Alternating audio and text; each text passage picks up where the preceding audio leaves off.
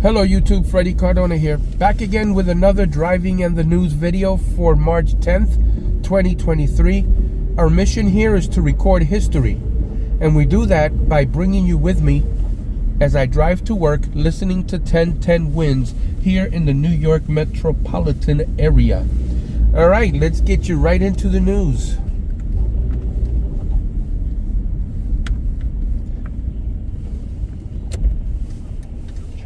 The center lane is where this dump truck is. The express lanes are pretty quiet for the moment anyway. Go for it. Northbound, we're 206 approaching Somerset Street near Raritan Mall. We've got an accident investigation and all lanes are closed. Northern suburbs, northbound to Conic State Parkway, north of 17B in Yorktown. We've got an accident in the left and the centers there. And we've got one mass transit delay. Journal Square to 33rd Street line of the path is delayed due to mechanical problems at Journal Square. Over at the Brooklyn-bound Verrazano Bridge, upper level, we've got an accident in the HOV lane. We are jammed into the Verrazano Bridge right now. It's ugly from Toad Hill Road currently. And over at the Hudson River, checking what you need to know about the bridges and tunnels there. 45 in for the George, 25 for the Lincoln, and 35 to 40 inbound for the Holland Tunnel. Alternate side of the street parking rules are in effect today. Our next report, 7:51. I'm Karen Stewart, 1010 Winds on 92.3 FM.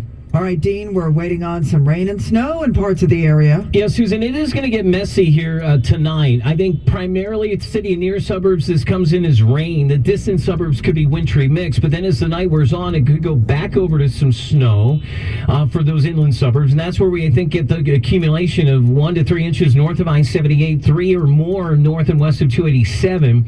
But you're looking at near the city, I think maybe rain and then maybe some snowflakes mixing in towards morning. We end that precipitation and have a bigger storm to consider later Monday into Tuesday. And this looks like a potential for a full-on coastal with rain, wind at the coast, coastal flooding issues, and then inland spots could be in a line for some heavier snow. We'll talk about that in 10 minutes on New York's weather station, 1010 Winds on 92.3 FM. The man police say shot and killed a bodega worker while donning a hazmat suit is now behind bars. The NYPD tracked down 39-year-old Kamon Cyrus Thursday morning. They credit the public and surveillance video for information that led to him. Cyrus is now facing arraignment today for the murder of the Upper East Side bodega worker a week ago. At the announcement of the arrest, Mayor Adams holding up a mask to say that that's what Cyrus used to duck police for a while. If he didn't have this, then that Crime Stopper tip would have allowed us to be here days earlier. And so anyone who states we can't have public safety and public health together, they are wrong. Cyrus also wanted for 3 other armed robberies at delis and bodegas across the city over a 10-day period. Glenn Schuck, 1010 Winds at 92.3 FM in Midtown. There has been a fatal hit and run in East Williamsburg. A 56-year-old man was found on the corner of Morgan Avenue and Johnson Avenue with a bicycle nearby. So far, no witnesses or surveillance video, so anyone with information is asked to please call 800-577-TIPS. The Long Island Railroad making another round of schedule changes come Monday. A few weeks into the Grand Central Madison rollout, the MTA says it's noticed some red flags. LIRR interim president Catherine Rinaldi. There was crowding on trains to Penn caused by higher than expected ridership and the frequency of Atlantic shuttle service to Brooklyn. Plans to fix these and more start Monday, including rerouting more trains to and from Penn Station instead of Grand Central Madison and adding more stops to Ronkonkoma and Central Islip. Commuter Leasia White takes a we'll-see approach to it all. There's not a direct line to my home station, and it would increase me getting there by like an hour. So now I take a subway here. Extra cars have also been added to 30 a.m. and p.m. trains to manage passenger loads. Christy Kalishian, 1010 Winds on 92.3 FM at Grand Central Madison. Okay, so here are the specifics on the 4 trains being rerouted in the morning. Again, this starts Monday. The 542 out of Ronkonkoma and the 754 out of Long Beach will go to Penn instead of Grand Central. The 731 to Hempstead will leave from Penn Station. And in the afternoon, the 528 to Babylon will also depart from the west side. A telling development in the local investigation involving Donald Trump. Former President Donald Trump has been invited by the Manhattan District Attorney's Office to testify before a grand jury investigating an alleged hush money payment made during the 2016 presidential campaign to an adult film star. It's a move that suggests Trump could face an indictment in the case. In New York, the offer to testify before a grand jury often precedes an indictment. That's correspondent Graham Cates. The former president may also face charges in Fulton County, Georgia, where a grand jury is looking into allegations that he tried to overturn the results of the 2020 election in that state.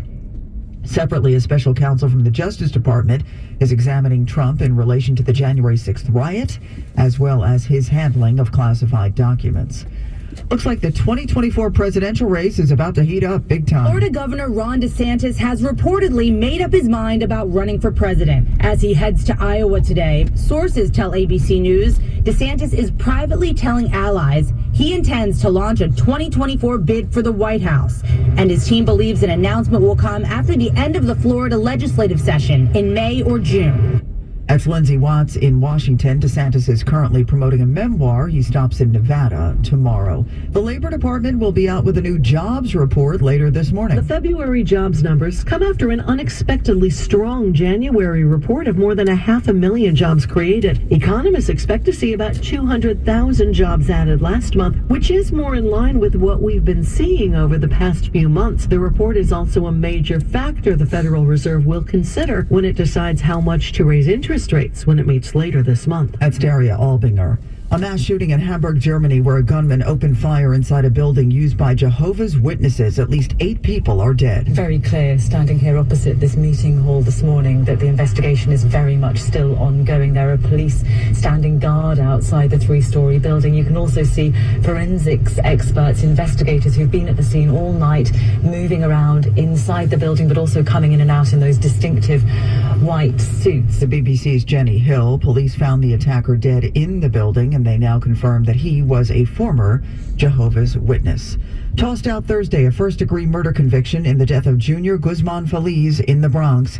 The appellate division of New York State Supreme Court ruled that while there was enough evidence to convict Janaki Martinez Estrella on a second-degree murder charge, there was not on the more serious count. That means he will now be resentenced. He was the one caught on video inflicting the neck wound that killed the 15-year-old in June of 2018. The jury got the case following yesterday's closing arguments in a child abuse murder on Long Island. The prosecutor spoke for about 90 minutes. She called Angela Paulina cruel and that she gave Thomas Velva nothing, no food, no warmth.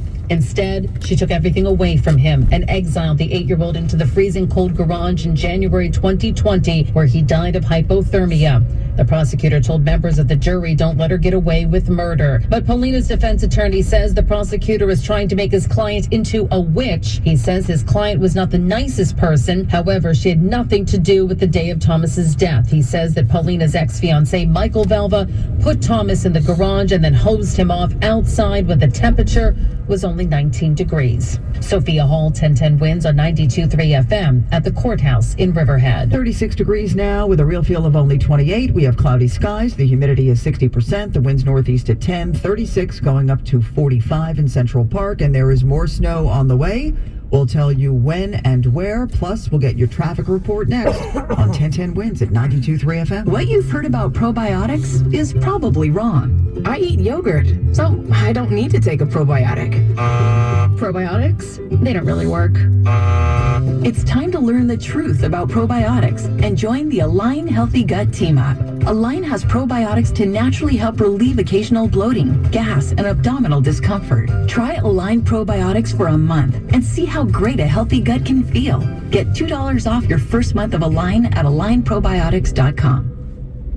Hi, who's this? Buzz, he appears whenever you eat Honey Nut Cheerios. Like a genie? Sure. Ooh, does he grant wishes?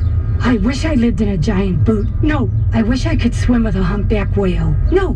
I can grant you a delicious bowl of High Nut Cheerios, which can help lower cholesterol as part of a heart-healthy diet. Ooh, with heart shapes, too. Happy heart-shaped Cheerios are back for a limited time. Pick up a box of Honey Nut Cheerios at your local store for an easy, delicious, and heart-healthy start to your day.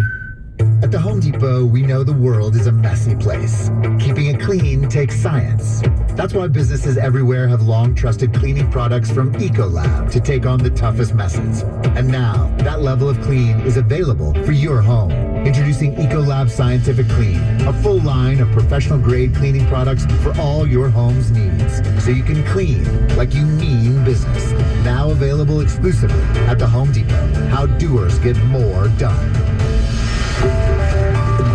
Queens News Time at 7:51. Let's get traffic and transit on the ones with Karen Stewart. We've got updated Hudson River crossing numbers as we check what you need to know about the bridges and tunnels. The inbound GW Bridge upper level is 50. The inbound lower is 45. The Lincoln is 30. And the Holland has got a 40-minute wait. In the Bronx, southbound Bronx River Parkway approaching the Cross Bronx Expressway. We have a disabled school bus on the right. We do have delays.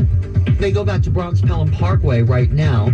We're also dealing with very heavy traffic on the westbound Cross Bronx and the southbound Sheridan Expressway, and the southbound Bruckner Expressway from Castle Hill Avenue out into the Sheridan. The inbound RFK Bridge is a little bit slow now. The inbound 59th Street Bridge is very busy, so is the Williamsburg, and we've got delays at the Brooklyn Battery Tunnel. And getting there, we are heaviest from 39th Street to the Prospect, and then jammed from the Prospect Expressway into Atlantic Avenue, into Atlantic on the northbound Van Wyck. We're bumper to bumper from back at the Belt Parkway. And if you're taking a trip through Long Island, trying to get out into the Queens line, we've got westbound LIE delays around exit 39, really, for the most part. The northern states of the Queens line and the southern states of the Queens line are actually both in really good condition. We're sponsored by MajorWorld.com. How often have you heard the car you want's at the lot? You get there and the car isn't. Stop wasting time. Go to Major World. Choose from over 1,000 cars. No games, tricks, straight up honest pricing. Visit MajorWorld.com or call 1-800-MAJOR-AUTO. I'm Karen Stewart, 1010 Wins on 92.3 FM.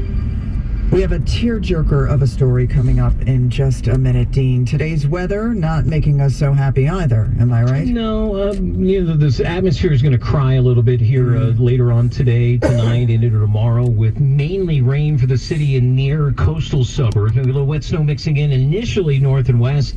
But then I think it's later tonight, early tomorrow, where the cold wraps around and changes it back over to snow from north to south, getting towards the sea. I do think some wet snowflakes could even mix in the city tomorrow morning again, and that's when I think we have the best chance for coating to maybe a slushy inch in some of the near suburbs. Up in the hills of Jersey, as you go north and west, that's where we pick up a couple of inches beyond 287 and into the Rockland, Orange County areas, and past that, that's when we could see several inches of mainly snow situation from this. But again, this is going away by midday tomorrow. Breezy, chilly in the afternoon tomorrow, high 44, less chilly. Sun to some clouds on Sunday with a high in the upper 40s, and then a brewing coastal storm that could bring problems with rain, wind, and coastal flooding, city and coastal suburbs, and some snow inland later Monday into Tuesday. Midtown temperature right now in the city is 36, and we're going up to a high of 45 before that rain comes in. I'm AccuWeather meteorologist Dean DeVore, New York's weather station, 1010 Wins on 92.3 FM. A promise kept from country star Tim McGraw. Hi guys, I'm here with the Hugo family. I'm glad we're all here together, and we're going to make this happen. We're going to work this out. And he did. Tim McGraw flew fan Michael Hugo of Florida and his family to Nashville to record this song, My Little Girl, to play at the future weddings of his two young daughters. Bridget and Brooke are only 6 and 7 years old, but Michael has a very aggressive type of brain cancer. He's currently undergoing chemo. He's even wearing a new FDA-approved device on his head that's shown to slow the process, but he concedes that given the girls' ages, statistically, it's going to be tough. One of the royals is getting a new title. That's right. King Charles has made his youngest brother, Prince Philip, the Duke of Edinburgh. That was the title held by their late father, Prince Philip. Buckingham Palace said the title was conferred on Prince Edward today, which happens to be his 59th birthday. A legendary Nick needs a new job this morning. Well, Susan, here was Patrick Ewing after Georgetown lost to Villanova back on Wednesday, asked if he wants to be back next season as the Hoyas head coach. Hey, look, I am proud of being a Georgetown Hoya. This institution has been great to me over the years. I'd be honored to come back as the coach here. That's it. And yesterday, the school decided that's it, announcing Ewing won't be back after 6 years on the job. Meantime, UConn is into the Big East semifinals, but St. John's is not after losing in overtime to Marquette in what could have been Mike Anderson's last game as Red Storm head coach. Rutgers advanced in the Big Ten, and Fordham is into the Atlantic 10 semis for the first time since 2006. Marker Day, 1010 Wins Sports on 92.3 FM. It said we make 35,000 decisions a day. No wonder they don't all come out just right. Like when you pre-ordered those fresh sneakers, that dropped right when you... All right, guys.